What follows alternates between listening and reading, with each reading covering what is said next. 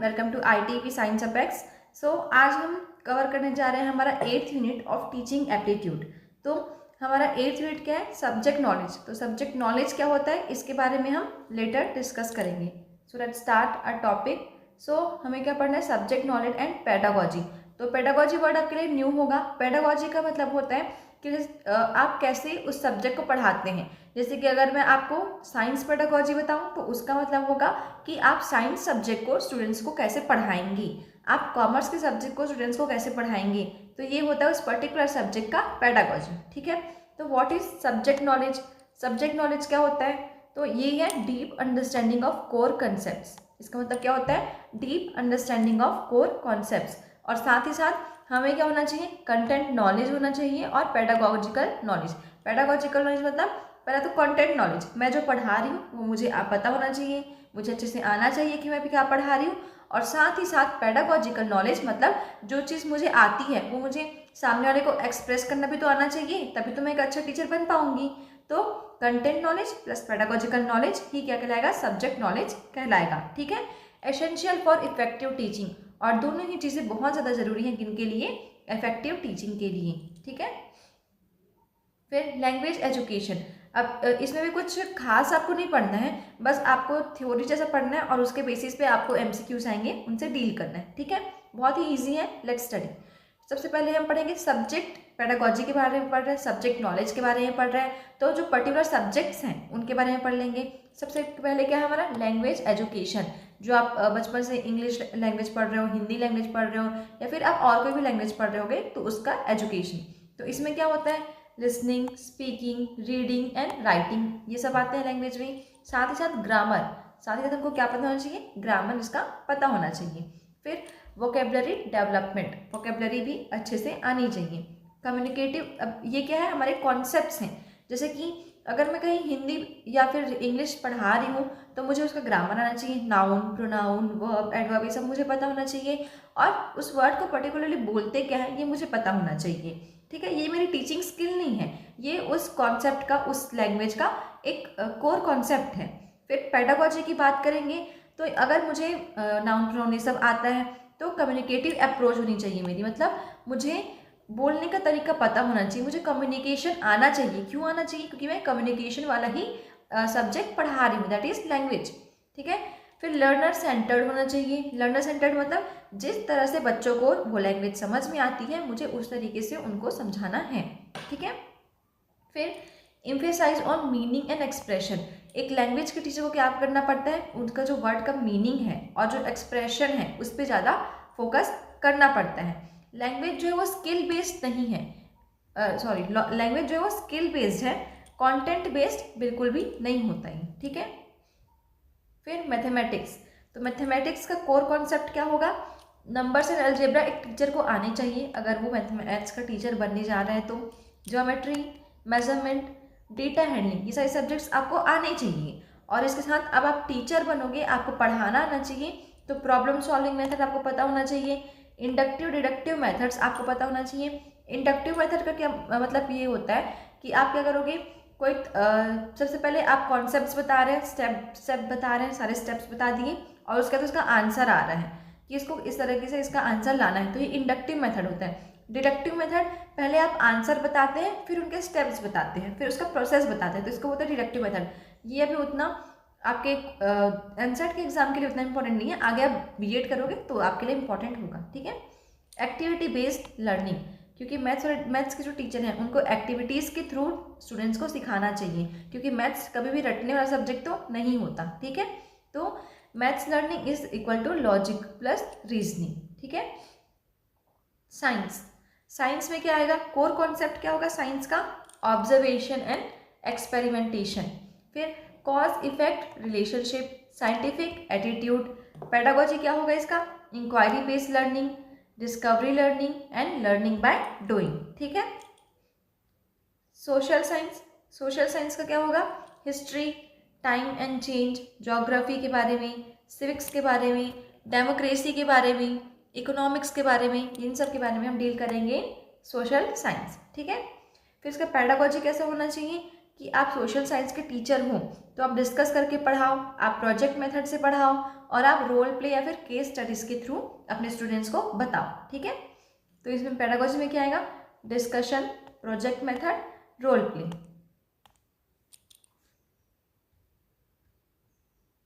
Humanities में क्या आएगा, आपके एथिक्स एंड फिलोसॉफीज आ जाएंगी, कल्चर एंड वैल्यूज़ आएगा और ह्यूमन बिहेवियर, ठीक है। फिर पेडागोजी में क्या आएगा इसका, reflective thinking, discussion based learning और वैल्यू क्लैरिफिकेशन, ये क्या होंगे, इनके पेडागोजिकल अप्रोचेस होंगे, ठीक है। ह्यूमैनिटीज़ का मतलब होता है कि आप क्या करते हैं, ह्यूमन वैल्यूज़ को सिखाते हो, यहाँ पे एथिक्स, मोरालिटी, ये सब हो गया। ये सारे ना आपके कॉमन सेंस वाले क्वेश्चंस, कॉमन सेंस वाले सब्जेक्ट्स हैं, आपके टॉपिक्स हैं, तो इनको इतना इलेबोरेटिव वे में बताने की ज़रूरत बिल्कुल भी नहीं है। आपको बस पता होना चाहिए थोड़ा बहुत भी, फिर आप उसके बेसिस पर MCQ आराम से कर लेंगे, ठीक है। तो इसको ज़्यादा याद करने या फिर एम्फेसाइज करने की ज़रूरत नहीं है। आप ज़्यादा फोकस वहाँ पे करो जहाँ पे आपको मार्क्स ज़्यादा मिलेंगे और जहाँ पे आपको मार्क्स के लिए थोड़ी मेहनत करनी पड़े। यहाँ पे अगर आप सिर्फ 2-4 वर्ड सीख के ही मार्क्स ला रहे हो ना, तो यहाँ उतना ज़्यादा एम्फेसाइज करने की ज़रूरत नहीं है। फिर इंडियन पर्सनैलिटीज़ एंड कंट्रीब्यूटर्स, यहाँ से आपके क्वेश्चन आ सकते हैं, तो आप यहाँ पे फोकस करिए। आर्यभट्ट ने क्या किया था, जीरो और place value system, decimal system, इन सब का खोज किया था, तो ये आपको पता होना चाहिए, आपके MCQ में आ सकता है। फिर पाणिनि का नाम बहुत फेमस है, आप B.Ed करोगे आगे तो आपको समझ में आएगा कि ये ग्रामर के लिए फेमस है, ठीक है। फिर चरक जो है वो मेडिसिन के लिए, आयुर्वेद के लिए फेमस है, तो ये तीनों पर्सनैलिटीज़ का नाम आपको पता होना चाहिए। फिर ग्लोबल थिंकर्स की बात करेंगे, तो ग्लोबल थिंकर्स में Isaac Newton, laws of motion, Albert Einstein, theory of relativity, ये आपको पता होना चाहिए। आप साइंस स्ट्रीम में हो तो आपको तो पता ही होगा, और नहीं भी होगा तो भी बहुत कॉमन से नहीं है, आपको पता ही होगा। जीन पियाजेट आपके लिए न्यू हो सकता है, तो जीन पियाजेट ना कॉग्निटिव डेवलपमेंट से रिलेटेड है। अब कॉग्निटिव डेवलपमेंट का मतलब क्या होता है, जैसे कि एक स्टूडेंट है, एक छोटा सा बच्चा ही है, उसको हम क्या करते हैं, बाहर पार्क में खेलने के लिए लेके जाते हैं। क्यों लेके जाते हैं, ताकि क्या हो सके, उसका फिजिकल डेवलपमेंट हो सके। हम उसको कोशिश करते हैं कि वो अच्छी अच्छी चीज़ें सीख सके और सबसे बात कर सके, तो वहाँ पे क्या होगा, उसका सबसे बात करना सीखेगा तो सोशल डेवलपमेंट होगा। वैसे ही मेंटल डेवलपमेंट के लिए हम कुछ करते हैं, जैसे कि उनको बचपन से ही मैथ्स के क्वेश्चंस को सॉल्व करने के लिए सिखा दिया जाए, तो वहाँ पे मेंटल डेवलपमेंट होगा, तो उसी को हम बोलते हैं कॉग्निटिव सिर्फ और सिर्फ मैथ्स के सॉल्यूशंस को नहीं बोलेंगे। जैसे कि कोई भी आप प्रॉब्लम में फंस गए, तो वहाँ से आपको कैसे निकलना है, तो प्रॉब्लम सॉल्विंग आपकी जो कैपेबिलिटी होगी, किसी भी प्रॉब्लम से कैसे निकलना है, ये सारे जो हाइपर थिंकिंग की एक्टिविटीज़ हैं, उनको हम क्या बोलेंगे, कॉग्निटिव डेवलपमेंट बोलेंगे। तो जो कॉग्निटिव डेवलपमेंट थ्योरी है, इसको किसने दिया है, जीन पियाजेट ने दिया है, ठीक है। तो जीन पियाजेट का नाम बहुत इंपॉर्टेंट है, इनका नाम आप याद रखेंगे। फिर अल्टीमेट क्विक रेफरेंस, तो मैथमेटिक्स के लिए को हम क्यों जानते हैं, रीजनिंग के लिए और उनकी प्रॉब्लम सॉल्विंग के लिए, ठीक है। मैथमेटिक्स का मतलब रीजनिंग और प्रॉब्लम सॉल्विंग। फिर साइंस इंक्वायरी और एक्सपीरियंशियल लर्निंग, इसको याद रखेंगे। साइंस किस चीज़ के लिए, इंक्वायरी एंड एक्सपीरियंशियल लर्निंग। ये 2 स्लाइड्स मैंने जो भी आपको दिखाया ना, वो आर्यभट्ट वाला स्लाइड और उसके बाद जो ग्लोबल थिंकर्स है वो वाला स्लाइड, और तीसरा ये स्लाइड, तो आप इन तीनों को कर लेंगे ना, उतना भी बहुत है इस यूनिट के लिए, ठीक है। फिर सोशल साइंस किस लिए, सोसाइटी और डिस्कशंस के लिए। ह्यूमैनिटीज़ किस लिए, वैल्यूज़ और रिफ्लेक्टिव के लिए। तो ये है आपका यूनिट। अब हम देखते हैं MCQs। आप MCQs देख लेंगे ना, तो आपको क्लियर हो जाएगा किस टाइप के क्वेश्चंस आते हैं, और आप एक बार क्वेश्चन जान जाएंगे ना कि किस टाइप के क्वेश्चंस आते हैं, तो आप फिर जो थ्योरी है उसको भी उसी अकॉर्डिंग से ही पढ़ेंगे, ठीक है। तो आप हमेशा प्रैक्टिस क्वेश्चन जरूर किया कीजिए।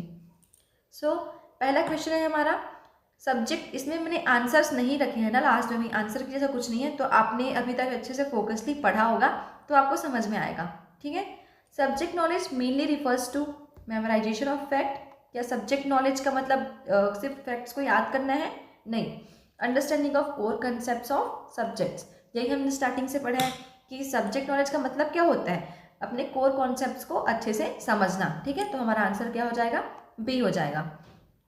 फिर language teaching mainly focuses on, language को पढ़ाने का मेन फोकस क्या होता है, रोट मेमोराइजेशन, नहीं, रोट मेमोराइजेशन नहीं होता। फिर कम्युनिकेशन स्किल्स, हम नेक्स्ट अपने 2 और जो ऑप्शन है उनको भी देख लेते हैं। तो एक है राइटिंग ओनली और तीसरा है, चौथा है ट्रांसलेशन। तो ये तीनों तो नहीं होंगे, हमारा सबसे जो बेस्ट आंसर है वो कौन सा लग रहा है, कम्युनिकेशन स्किल, ठीक है। फिर the most suitable method for teaching mathematics is, आप कौन से तरीके से मैथमेटिक्स को बहुत अच्छे से पढ़ा सकते हैं, तो लेक्चर मेथड से, स्टोरी टेलिंग की मेथड से, प्रॉब्लम सॉल्विंग मेथड से, या डिक्टेशन से। तो मैथ्स को हम सबसे अच्छा किससे पढ़ा सकते हैं, सी, प्रॉब्लम सॉल्विंग मेथड से, ठीक है। फिर inquiry based learning is mainly associated with, inquiry based learning हम किस में करते हैं, जो मैंने ये वाला स्लाइड आपको बोला था कि आपके लिए इंपॉर्टेंट है, तो जितने भी आपके लैंग्वेज या फिर सब्जेक्ट नॉलेज वाले क्वेश्चन है ना, वो यही चारों से इसी स्लाइड से हो जाएंगे। तो साइंस क्या है यहाँ पे, एक्सपेरिमेंशियल और इंक्वायरी। जो क्वेश्चन हमको यहाँ पे पूछा गया कि इंक्वायरी बेस्ड लर्निंग किससे एसोसिएटेड है, तो किससे एसोसिएट है, साइंस से, ठीक है। Which subject helps in developing civic sense, कौन सा सब्जेक्ट है जो आपको सिविक सेंस के बारे में सिखाता है। अभी मैं बोला इंस्टाग्राम सिखाता है, क्योंकि अभी रील में बहुत चल रहा था सिविक सेंस। तो हमें सब्जेक्ट की बात करनी है ना, पढ़ाई की बात करते हैं यहाँ पे। सो पहला क्या है, मैथमेटिक्स, साइंस, सोशल साइंस या लैंग्वेज। तो क्या सिखाता है हमको, सोशल साइंस। फिर zero and the place value system was contributed bye, किसके द्वारा कंट्रीब्यूट किया गया था इसको, न्यूटन के द्वारा, आइंस्टीन के द्वारा, आर्यभट्ट या पियाजेट, किनके द्वारा किया गया था, आर्यभट्ट के द्वारा किया गया था, ठीक है। फिर the communicative approach is related to, communicative approach किससे, कम्युनिकेटिव जो हम बात करने को सीखते हैं, कैसे बात करना है, तो ये सब किससे होता है, मैथ से होता है क्या, नहीं। साइंस से होता है, नो। लैंग्वेज टीचिंग से होता है, ठीक है।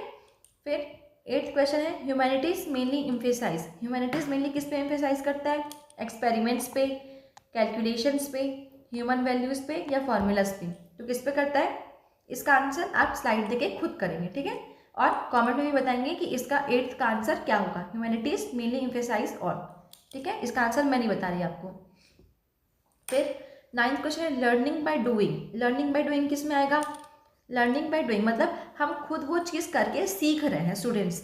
तो कैसे सीखेंगे, लेक्चर मेथड से सीखेंगे क्या, लेक्चर मेथड से नहीं सीखेंगे। फिर एक्सपीरियंशियल लर्निंग हो सकता है, एक्सपेरिमेंट्स करेंगे तो सीखेंगे। आगे के भी हमारे जो ऑप्शन है उसको भी हम देख लेते हैं। रोट लर्निंग, रोट लर्निंग मतलब जो रट्टा मारने वाली पद्धति होती है उसको रोट लर्निंग बोलते हैं। तो हम रट के तो कुछ भी नहीं सीख सकते। और ए ऑप्शन क्या था, लेक्चर मेथड, तो लेक्चर मेथड से हम खुद से करके नहीं सीख सकते। फिर ड्रिल मेथड, तो ड्रिल मेथड का मतलब क्या होता है, जैसे आप जब छोटे थे और आपको टेबल्स याद नहीं होते तो बोलते थे ना कि बार बार याद करो, बार बार लिखो, बार बार आप प्रैक्टिस करो। तो रिपीटेटिव प्रैक्टिस जो होती है ना उसको हम बोलते हैं ड्रिल मेथड। तो आप जो जैसे टेबल, बहुत लोग क्या करते हैं, वही बार बार टेबल सुनते रहते हैं, बोलते रहते हैं, फिर टेबल खुद ही आ जाता है हमको। तो ये क्या है, ड्रिल मेथड या फिर ड्रिल प्रैक्टिस के थ्रू हमने वो चीज़ सीखी है। पर ये लर्निंग बाय डूइंग नहीं कहलाएगा, क्योंकि वहाँ पे कोई और चीज़ हमें नहीं पता वो क्या लिखा है, बस हम बार बार बोल रहे हैं, बार बार उसको रिपीट कर रहे हैं, इसलिए सीख रहे हैं। तो हमेशा याद रखना, ड्रिल मेथड क्या होता है, जो हम बार बार एक ही चीज़ को करके सीखते हैं उसको बोलेंगे ड्रिल मेथड। तो ये लर्निंग बाय डूइंग क्या होगा, ड्रिल मेथड नहीं होगा। एक्सपीरियंशियल लर्निंग बोलेंगे। मैं आपको जो आंसर नहीं है ना उसको भी इसीलिए एक्सप्लेन कर रही हूँ क्योंकि ये जो टर्म्स हैं वो आपके लिए नए हैं, तो आप कहीं एग्जाम में पहली बार देखो तो कंफ्यूज ना हो जाओ। इसलिए मैं जो आपके आंसर्स नहीं हैं उन ऑप्शंस पे भी इम्फेसाइज कर रही हूँ, ताकि आपको एग्जाम में गलती से भी ये ऑप्शंस आए तो पता होना चाहिए, है ना। फिर जीन पियाजेट, सॉरी यहाँ पे थोड़ा क्वेश्चन में मिस्टेक हो गया है। तो इसका क्वेश्चन यही है कि जीन पियाजेट ने किस चीज़ पर ज़्यादा काम किया था, कौन सी थ्योरी थी उनकी। तो लॉज ऑफ मोशन थी क्या, नहीं। लॉज ऑफ रिलेटिविटी थी, नहीं। ग्रामर भी नहीं था उनका, क्या था, कॉग्निटिव डेवलपमेंट। तो जीन पियाजेट, आर्यभट्ट, पानिनी और क्या था, आइंस्टीन, न्यूटन और एक दो और थे जो हमारे स्लाइड्स में थे, उनको आप याद रखिएगा। इससे पहले जो हमारे सब्जेक्ट्स हैं, सब्जेक्ट्स में जैसे साइंस क्या है, इंक्वायरी और एक्सपीरियंशियल के लिए है, ह्यूमैनिटीज़ किस लिए है, वैल्यू बेस के लिए है, एथिक्स के लिए है। तो वो जो स्लाइड था उसको भी आप अच्छे से देख लेंगे। तो 3 स्लाइड्स में आपका ये यूनिट पूरा कंप्लीट हो सकता है और आप बहुत ही ईजिली इस यूनिट से मार्क्स गेन कर सकते हैं, ठीक है। तो आपको अगर ये चैनल आपको अगर कंटेंट अच्छा लगा हो तो आप चैनल को सब्सक्राइब कर लीजिए, ताकि हम आपके लिए ऐसे और भी कंटेंट लाएं। और अगर आपको कुछ भी क्वेरी हो तो आप कमेंट में बता सकते हैं, ठीक है। Thank you.